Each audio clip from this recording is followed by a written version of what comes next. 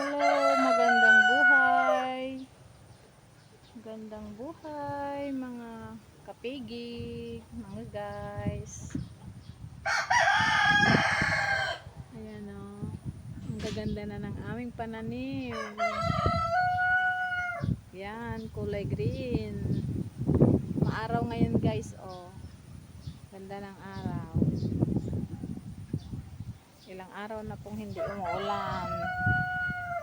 Yan. Ganda ng view. Ayan. At ito na po ang aking mga alagang biik. 11 heads po sila. Anak ni Rose at saka anak ni Lucky. Ayan guys yung mga putol ang buntot anak ni Rose. Sinadya ko pong hindi putulan yung anak ni Lucky para alam ko kung sino ang anak ni Rose at ni Lucky dyan. Yung anak ni Lucky mahaba ang buntot. Hindi ko po sila pinutulan. Pero halos magkakasing laki na po yung anak nilang dalawa kasi 1 week lang po ang pagitan. Nanganak si Rose ng July 6 and then si Lucky is July 14 naman. Si Rose 26 days na yung kanyang anak ngayon at si Lucky naman 19 days. Ayan po. 5 lalaki to. 3 yung lalaking anak ni Rose, tapos 2 naman po kay Lucky. Wala, may sugat yung isa Itong 2 malalaki guys anak ni Rose yan. Ito magandang gawing inahin ng mahaba.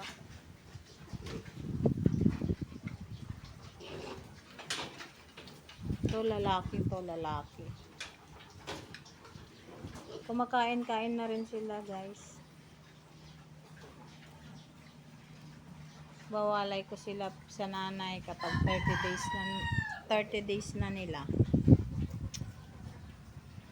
Magta 30 days si Rose, yung mga anak niya sa August 5. August 5 sila magta 30 days.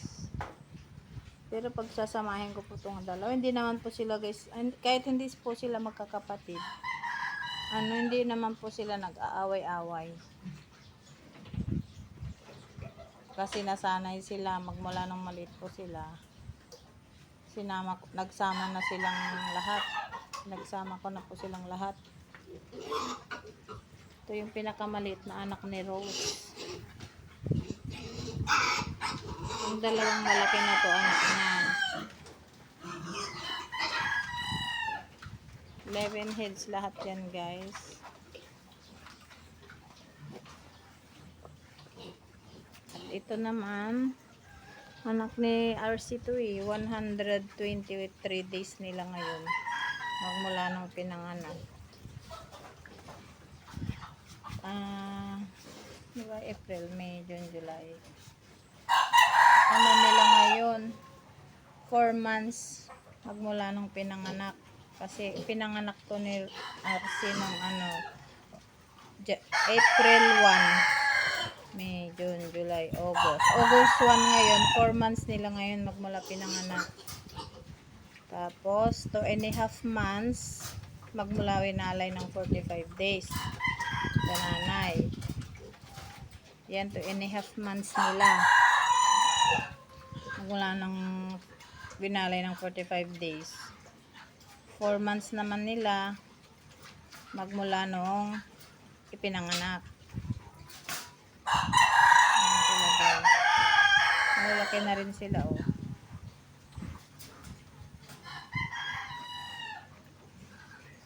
to ang dispose nito is pwede siya katapusan ng August o kaya first week ng September. Kaya lang guys, bumaba ang live weight ngayon.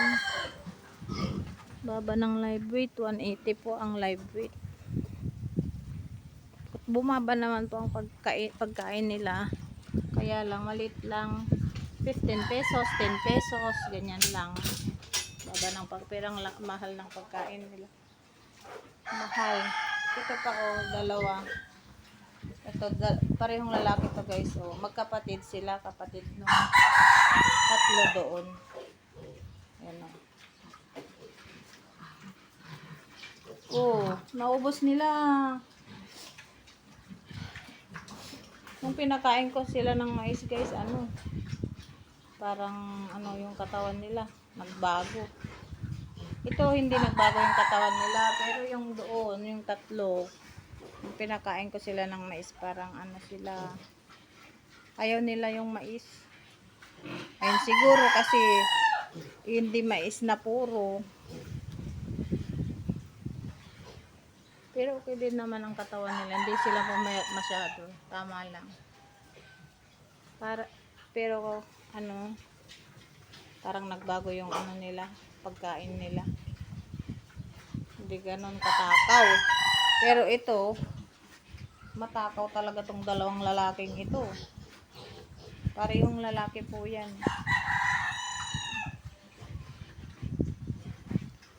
Four months old.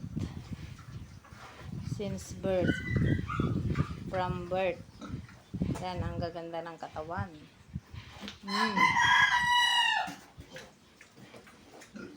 Meron na rin siguro ito 80 kilos o mga mahigit 70 ganyan. Pero pag nag-ano to, pag nag 5 months from birth, titimbang na rin ito ng 80 pataas. Kasi magaan pa ngayon eh. Pag ganito, wala pa silang 4 months. Ay, 5 months from birth.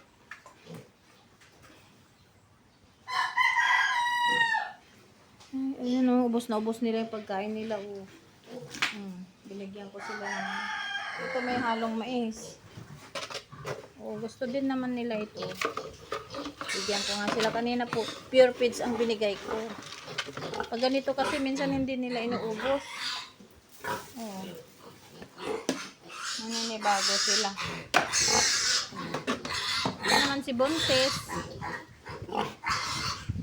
Si RC. June 8 siya. June, July, August. Mag 2 months pa lang siya sa August 8. Manganganak to ng October. Ang panganganak ni RC. Hindi pa ganun kalaki yung tiyan niya.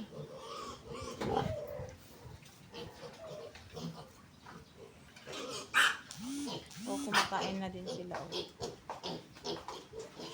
Siyempre, mamaya ko po pa sila ilagay sa nanay nila. Ito yung malaking anak ni ang ganda ng katawan ni Lucky.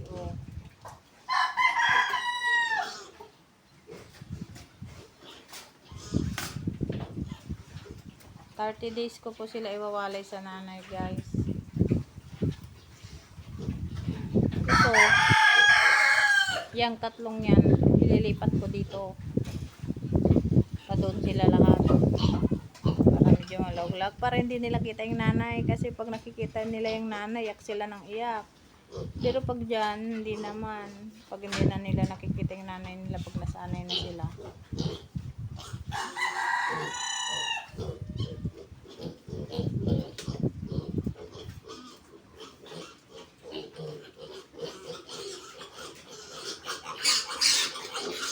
Tumatalon. Sige, huwag ka pupunta doon. Binabantayan na naman yung pagkain ng mga biik.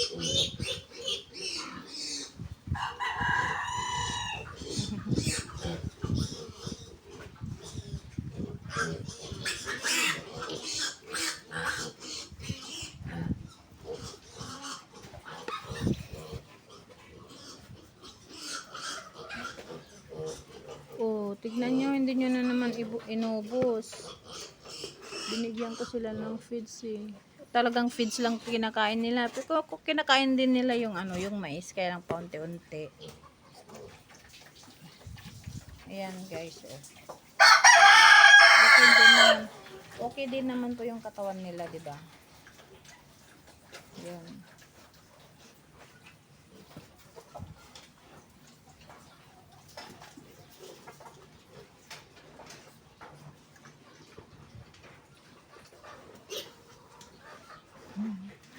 nakakatuwa na itong mga to. Kaya lang guys, dalawang baboy ko ang nanganak dito. Lilima lang at saka 6. Pero okay lang naman. Pasalamat pa rin ako dahil nabuhay po sila lahat. Yung anak ni Rose, may isang namatay. Parang hindi na-develop. Ay, hindi pala. Humihinga pa pala. Talagang sadyang maliit lang siya. Naipit siguro sa loob ng tiyan. Mas maliit pa dyan, oh, yung pinakamaliit na anak ni Rose. Ayan, mas maliit pa dyan. Humihinga pa kasi nung ano, yung kanyang puso, ano pa, pumipitik-pitik pa.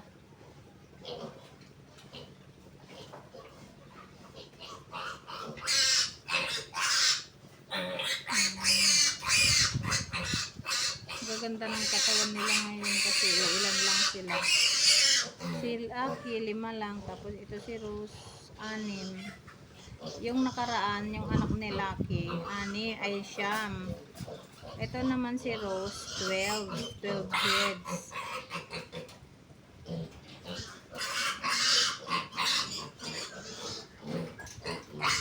Sana susunod nilang buntis, marami na sila. Okay pa naman yung anak niya guys, kaya paanakin ko muna yan si Rose. Malalaki pa naman yung anak nila.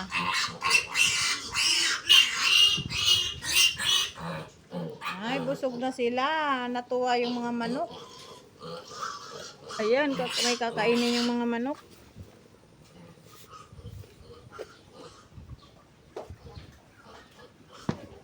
Ayan.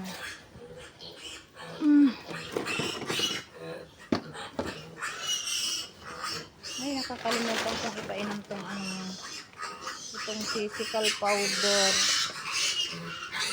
Physical powder si dito. Nakakalimutan kong ipainom.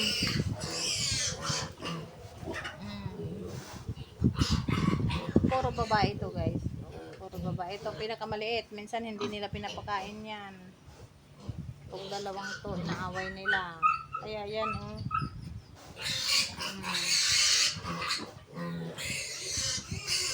Thank you for watching guys. Bye. Happy farming everyone. God bless.